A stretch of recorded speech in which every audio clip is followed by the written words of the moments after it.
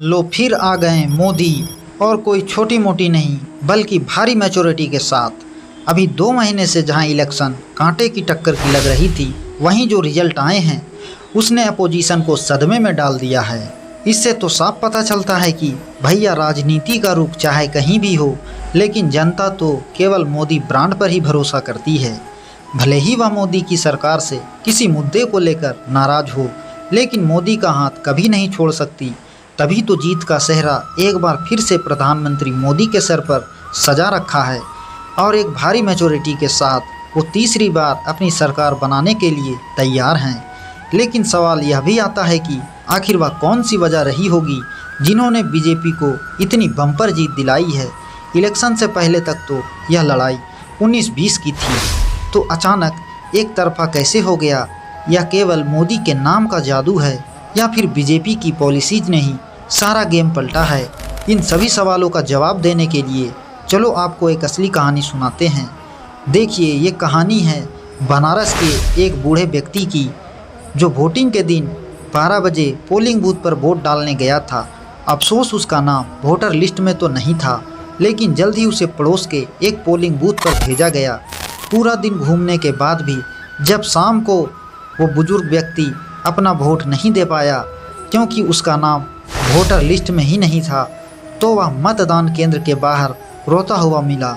उसे अफसोस था कि वह दिन भर गर्मी और उमस में भटकने के बाद भी वोट नहीं दे सका। बुजुर्ग ने लगभग रोते हुए बोला, मेरे बेटे ने कहा था जरूर जाकर वोट देना, पर मैं नहीं दे सका। मुझे बहुत अफसोस हो रहा है कि जो बेटा मेरे लिए छत और 2 वक्त की रोटी की व्यवस्था कर रहा है, उसके लिए मैं इतना भी नहीं कर सका। यह बात लोगों को लगा शायद वो अपने किसी बेटे की बात कर रहा होगा, जो कि किसी दूसरे शहर में अपने काम के लिए गया हो और वोट करने के लिए अपने पिता को फ़ोन किया हो। पर उसकी बातों पर गौर करने पर लोगों को समझ में आया कि वो प्रधानमंत्री नरेंद्र मोदी को ही अपना बेटा बता रहा है। इस छोटी सी कहानी से जानते हैं हमें क्या पता चलता है? इससे हमें यह पता चलता है कि मोदी लोगों के लिए एक प्रधानमंत्री नहीं है, बल्कि उनकी सोच समझ और परिवार का हिस्सा बन चुके हैं। अब हालांकि ऐसा होने में थोड़ी बहुत हिस्सेदारी बीजेपी मार्केटिंग कैंपेन की भी रही है, लेकिन यह भी झुठलाया नहीं जा सकता कि लोगों के दिलों तक पहुंचने के लिए बीजेपी ने कई स्कीमें चलाई हैं, जिसके तहत न केवल लोगों को 5 किलो अनाज मुफ्त मिला है, बल्कि 80 करोड़ लोगों का घर और शौचालय के लिए भी पैसा मिल रहा है। आयुष्मान कार्ड के जरिए उनका मुफ्त इलाज हो रहा है, और गरीब तो छोड़िए, खुद इंडिया ब्लॉक की पार्टियों के कोर वोटर्स मुस्लिम कम्युनिटी तक भी यह स्कीम पहुंची है। यही एक वजह भी है कि जो मुस्लिम पहले कांग्रेस को चुनते थे, उन्होंने भी अब एनडीए को वोट दिया है। अब ऐसा भी नहीं है कि यह प्रोजेक्ट देश में पहली बार लागू हुआ है, यह पहले भी जारी था, लेकिन उन्हें सही तरह से इम्प्लीमेंट अब किया जा रहा है। यही एक रीज़न भी है कि लोगों को लग रहा है कि भाई अगर कोई दूसरी सरकार पावर में आती है तो यह योजनाएं बंद कर दी जाएंगी। शानदार स्कीम के अलावा जिस दूसरे पॉइंट ने लोगों को बीजेपी को चुनने पर मजबूर किया है, वो है ब्रांड मोदी। आज देश में यह आलम है कि लोग वोट नेता को देखकर नहीं, बल्कि चुनावी चेहरा देखकर देते हैं, और बीजेपी के लिए वो चेहरा पीएम मोदी है। हालांकि पीएम उम्मीदवार के नाम पर वोट लेने के ट्रेंड को कभी कांग्रेस और इंदिरा गांधी ने शुरू किया था, लेकिन आज यही कैंपेन उनके गले की हड्डी बन गई है, क्योंकि पहले की तरह उनके पास आज कोई स्ट्रॉन्ग फेस नहीं है। वहीं बीजेपी के लिए तो पीएम मोदी ही तुरुप का इक्का है, जिसके नाम पर वोट मिल जाते हैं। इसमें एक बात तो साफ माननी पड़ेगी कि मोदी अब चुनावी ब्रांड बन चुके हैं, और कांग्रेस के पास इसका कोई तोड़ नहीं है। वहीं बात अगर तीसरे रीजन की करें तो बीजेपी की जीत के पीछे एक मुद्दा राम मंदिर का भी है। दरअसल बीजेपी हमेशा से यह कहती आई थी कि रामलला को लेकर आएंगे। यह उनके लिए केवल एक धार्मिक नहीं, बल्कि लंबे समय से एक चुनावी मुद्दा भी रहा है, जिन्हें उन्होंने अपने मैनिफेस्टो में भी जगह दी थी। आज आलम यह है कि पीएम मोदी और बीजेपी को हिंदूवादी पार्टी और हिंदू हृदय सम्राट की तरह देखा जाता है। अब अपोजिशन भले ही सेट किया हुआ एक फेक नैरेटिव जरूर कहे इसे, लेकिन यह 100% सच है कि भारतीय आबादी का एक बड़ा तबका बीजेपी को उनकी हिंदूवादी छवि के लिए पसंद करता है, और उनको ही भारत की रूलिंग पार्टी की तरह देखना चाहता है। इसके अलावा इस विचार को स्ट्रॉन्ग बनाने के लिए कहीं ना कहीं अपोजिशन ने भी एक बड़ा रोल निभाया है। अगर आप सोच रहे हैं कि वो कैसे, तो आपको याद होगा कि उत्तर भारत ही नहीं दक्षिण भारत में भी राम मंदिर की लहर थी, लेकिन इसके विपरीत विपक्ष इसका बायकॉट कर रहे थे। उन्होंने इसे राजनीतिक इवेंट कहकर पूरी तरह से नज़रअंदाज कर दिया और ऐसा करने से एक बड़ी हिंदू आबादी को यह संदेश गया कि विपक्ष रामलला के आने पर खुश नहीं है। ऐसे में जाहिर था कि लोगों का वोट तो बीजेपी को ही जाना था। कुल मिलाकर यह कहा जा सकता है कि अगर अखिलेश यादव, राहुल गांधी, ममता बनर्जी और तेजस्वी यादव जैसे नेताओं ने राम मंदिर पर अपने रुख को सकारात्मक रखा होता तो राम मंदिर का श्रेय बीजेपी लेकर भी लोगों के वोट नहीं ले पाती। खुद आज हिंदुओं की एक बड़ी आबादी कहती है कि 500 साल बाद इस देश में राम मंदिर बनाया गया, इसे पहले ही बन जाना चाहिए था, लेकिन किसी और सरकार ने कुछ नहीं किया। मंदिर तो हमेशा से हमारे लिए एक मुद्दा था, क्योंकि यह हिंदुओं का प्रतीक है। जो गुलामी का प्रतीक था उसे मोदी जी ने ख़त्म करवाया। कोई ज़बरदस्ती नहीं की, बल्कि सुप्रीम कोर्ट ने फैसला सुनाया। लेकिन विपक्ष का जो रुख था उससे बहुत दुख हुआ। देखिए, दरअसल धर्म की राजनीति के लिए तो बीजेपी को सब खरी खोटी सुनाते ही हैं, लेकिन केवल यह पॉइंट नहीं है जिसने बीजेपी को जिताया है, बल्कि इसके अपोजिट उन्होंने इंफ्रास्ट्रक्चर पर भी काफ़ी टाइम, पैसा और स्ट्रेटजी को लगाया है। आंकड़े बताते हैं कि बीजेपी राज में 2014 से 2023 के बीच 46 न्यू एयरपोर्ट, 13 IIT और IIM और चाइना एंड पाकिस्तान बॉर्डर पर 6700 किलोमीटर लंबी रोड बनवाई गई है। आलम तो यह है कि भारत के सुदूर गांव के लोगों को भी इंफ्रास्ट्रक्चर डेवलपमेंट होने का लाभ मिल रहा है। सड़कें और हाईवे बन रहे हैं तो उसका मुआवजा भी मिल रहा है। देश में एक दौर ऐसा भी था जब सड़कें और रेलवे की ज़मीन के लिए सर्वे शुरू होता था तो किसानों के माथे पर चिंता की लकीरें आ जाती थी। कारण यह होता था कि जिस ज़मीन का अधिग्रहण होता था उसका सरकार की ओर से मुआवजा बेहद कम मिलता था। आज दूसरा दौर है। आज इतना पैसा मिल रहा है कि लोग खुद चाहते हैं कि उनका घर या ज़मीन अधिग्रहित एरिया में आ जाए।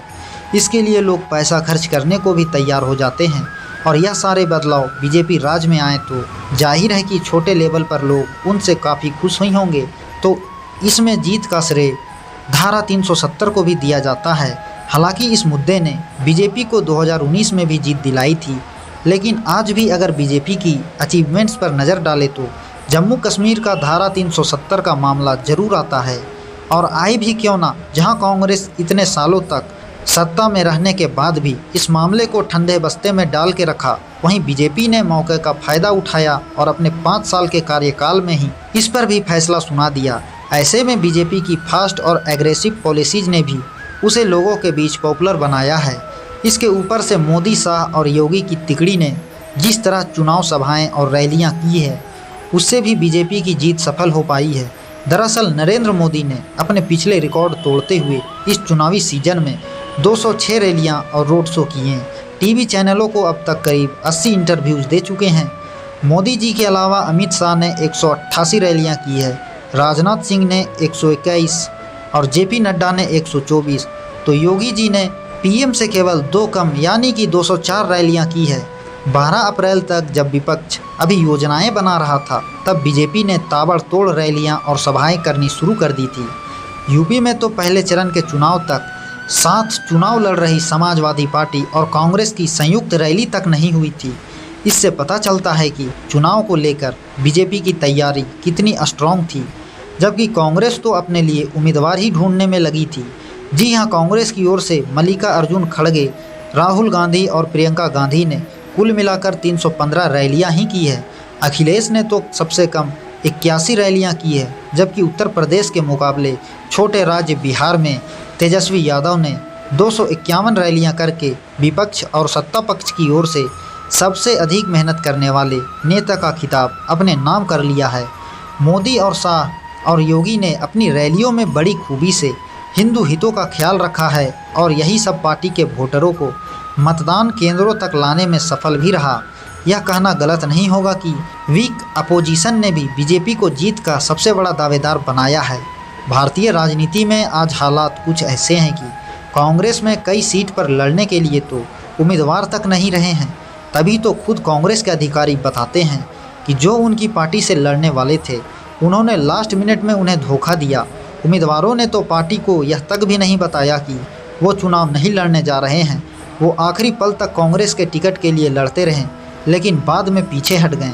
ऐसे में जाहिर होता है कि देश की सबसे स्ट्रॉन्ग अपोजिशन आज कितनी खोखली हो गई है। वहीं इसके अपोजिट नज़र बीजेपी की हालतों पर अगर डाले तो यह पार्टी हर लेवल पर बहुत शानदार काम कर रही है। इनकी पार्टी में बूथ पर काम करने वाले लोगों को जिस तरह की ट्रेनिंग और जिम्मेदारी दी गई थी वह किसी भी पार्टी में नहीं देखी गई। जहां समाजवादी पार्टी के कार्यकर्ता उत्साह दिखाने के कुछ देर बाद ही दुखी दिख रहे थे, वहीं बीजेपी के कार्यकर्ताओं को इस तरह से ट्रेन किया गया था कि कहीं से भी शिकायत का मौका नहीं मिला। विपक्ष कई जगहों पर अपने कोर वोटर्स को भी मतदान नहीं करा सका, जबकि बीजेपी बहुत बड़े लेवल से बहुत छोटे लेवल तक के नेताओं को पार्टी में शामिल करने के लिए काम कर रही थी। और कांग्रेस को ही ले लीजिए, केरल जैसे राज्य से जहां अभी तक बीजेपी का कोई अस्तित्व ही नहीं था, वहां भी कांग्रेस के उम्मीदवार एंटोनी के बेटे को बीजेपी में शामिल कराकर पार्टी ने चुनाव जीत लिया। महाराष्ट्र, गुजरात, बिहार, यूपी, हिमाचल, मध्य प्रदेश जैसे राज्यों में तो कई पार्टियां नेताओं से खाली हो गई। यूपी में अंतिम चरण के चुनाव के महज 2 से 3 दिन पहले समाजवादी पार्टी से नारद राय को बीजेपी में शामिल करा लिया गया। अखिलेश यादव के कितनी करीबी लोग बीजेपी में आ गए वो हैरान करने वाला ही है। मनोज पांडे, राकेश सिंह, पूजा लाल वगैरह बीजेपी में यूं ही नहीं आ गए, इसके लिए माइक्रो लेवल पर प्लानिंग की हुई थी। पूरे देश में कांग्रेस, समाजवादी पार्टी, आम आदमी पार्टी ही नहीं, हर दल के लोगों को पार्टी में शामिल करके सामने वाले को कमज़ोर किया गया। कमाल की बात तो यह है कि एक वक्त था जब बीजेपी का साउथ में खाता तक भी नहीं खुलता था, लेकिन आज देखें तो वहाँ भी मोदी जी का जादू काम कर रहा है और कई सीटों पर कमल खिल रहा है। ऐसे में यही कहा जा सकता है कि यह सब मोदी की लहर का नतीजा ही है और इसी लहर के चलते तीसरी बार भी बीजेपी ने इतनी बड़ी जीत हासिल की है। हालांकि सोशल मीडिया पर एक बार तो लगा कि कंपटीशन तगड़ा है और बीजेपी का जीतना आसान नहीं है, लेकिन मानना पड़ेगा कि रियलिटी और सोशल मीडिया हाइप एक्चुअल में अलग होती है।